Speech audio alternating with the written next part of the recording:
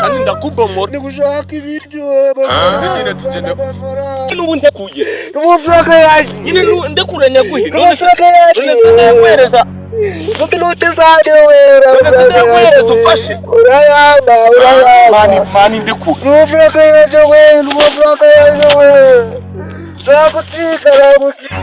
mani ndekura n'amafaranga yaje n'amafaranga yaje mani wanyumvise mani n'amafaranga yaje kandi mani nyumva urayamba mani mana wi n'amafaranga yaje kandi n'amafaranga yaje watushe none ubu ndekuye gato nyaguhira urashaka ngahise ubundi ndekura hagati byawe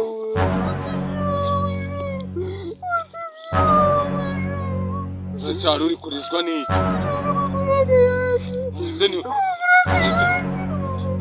ise ni wayabonye akira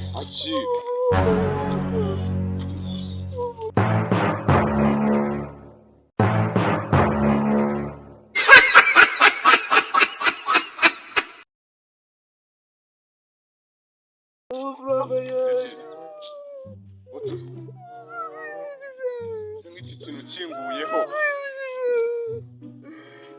mani ubundi wabaye ese wabaye iki angahe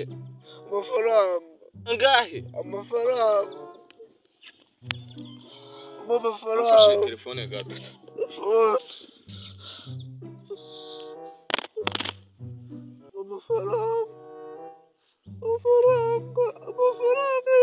ntaki ariko ndeka none uretse wirira nyine wirira amafaranga yaje ngaho n'uburetse gato nkongere nane ariko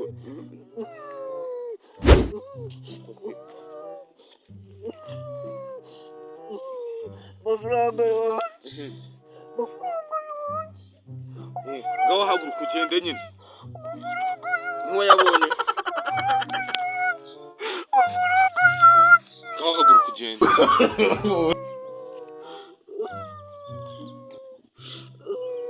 tugende amafaranga yaje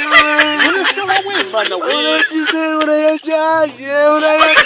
mane n'uburetse amafaranga yaje we amafaranga yaje urayajyanye n'uburetse mani waje wumva mani ijya unyumva tuza gato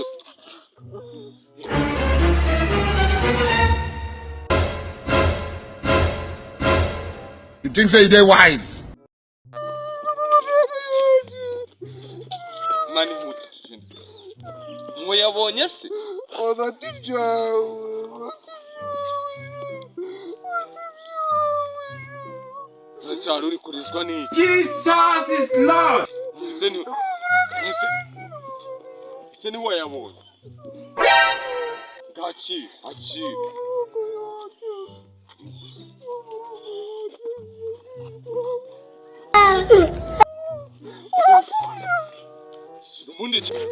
What the mean is? mera neza se wakire kandi ndakubomora ni gushaka ibiryo amafaranga bwatukura ndagukubita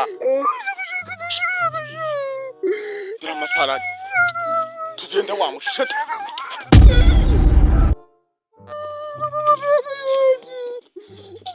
mani huti tugende mwayabonye se hagati byawe sasa uri kurizwa n'iki ise ni wayabonye akira